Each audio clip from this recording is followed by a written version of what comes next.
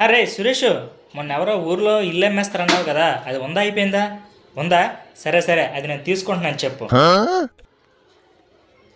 రే చరణ్, మొన్న ఏదో సైట్ ఉందన్నావు కదా, అది ఉందా అయిపోయిందా? ఉందా? సరే, అది ఒక 2 నెలల్లో తీసుకుంటున్నాను చెప్పు, ఇస్తారేమో. ఏంటండి డబ్బులు ఎక్కడవండి ఇవన్నీ కొనేస్తానంటున్నారు? ఈ సంవత్సరం పంచాంగం చూసావా? నా రాశికి ఆదాయం 15, వ్యయం 1 ఉంది. అంటే అంటే ఏమీ లేదే, మనకు 30,000 వచ్చిందనుకో, 2,000 ఖర్చు, 28,000 మిగిలిన అర్థం. ఇంటి రెంట్ కట్టక్కర్లేదండి, కట్టాలి. ఎల్ఐసి కట్టక్కర్లేదండి, కట్టాలి. పాప స్కూల్ ఫీజు కట్టక్కర్లేదా, అది కూడా కట్టాలి. ఇంటికి డబ్బులు పంపించొద్దా, పంపించాలి.